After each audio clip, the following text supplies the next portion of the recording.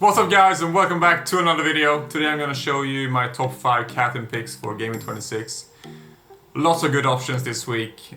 A lot of teams have a double game week. I think it's the biggest double game week, definitely for this season, but maybe some people are talking about ever. I'm not sure because I haven't played FPL way back, but yeah, it's gonna be a lot of options to pick from. I have chosen my top 5, and I'm gonna give you a little bit of alternatives as well outside of the top 5. But let's start. So this is not like in a specific order, but obviously the players I talked in the beginning, of course, might attract more. But Danny Calvert-Lewin, awesome option for this game week. Southampton at home and West Bromwich away, 2 great fixtures.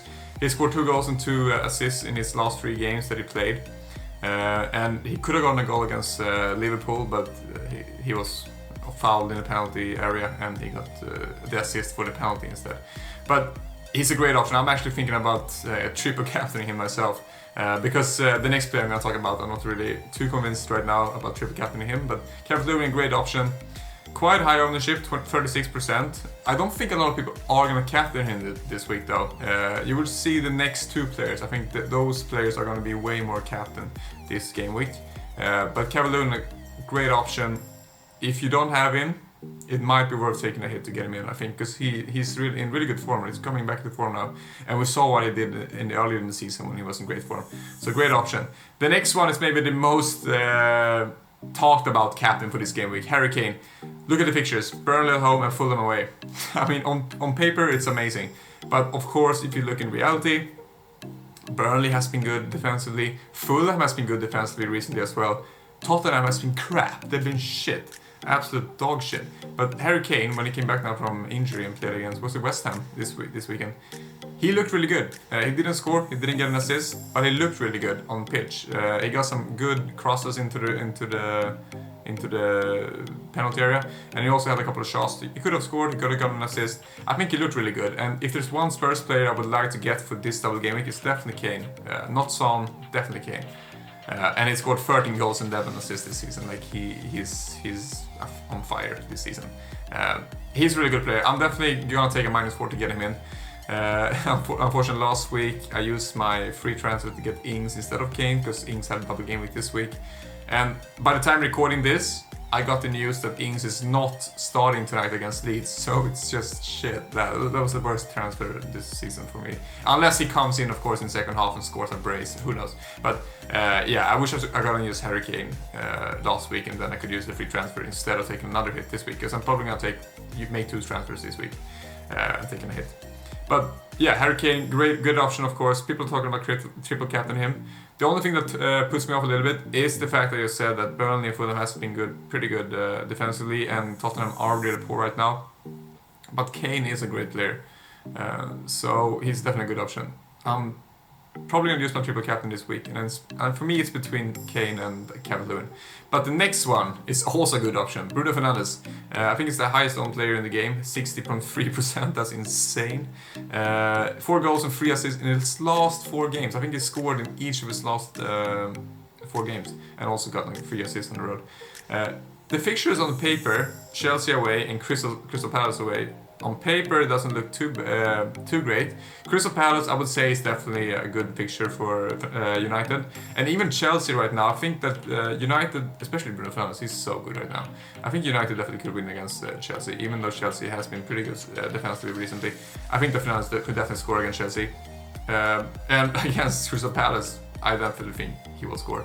So he's a good option as well. He's not as good as Kane and Calvert-Lewin if you look at the fixtures, but if you look at form and the class of the player, of course Fernandes is always a good option. Like, you could have captained him every week for the whole season and you probably would have been on top of the list, on top of FPL. Who knows? Like, he's so good, he gets points every week. He's insane. So the next one is going to be Gundogan. I really like Gundogan. And we all like him. He has 32.4% ownership now. Like, when I made a video a couple of weeks ago when I told guys to get him in, he had like 5% ownership, so it's insane. He's really climbing because he's such good value. 11 goals and 2 assists in 13 games. That's insane. In the last 13 games, of course. He played a couple of games before in the season where he didn't score or assist. But West Ham at home and Wolves at home. Not the easiest fixtures on paper. I think City will win both of those games. I think it might be tight. I don't think they're gonna win like 4 or 5-0. They might, but I don't think so because West Ham and Wolves haven't been too bad recently.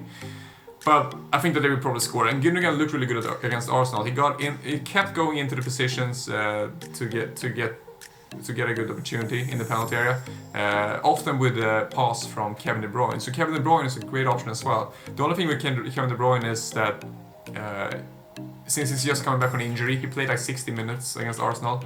I'm not sure if he will play 2 times 90 minutes.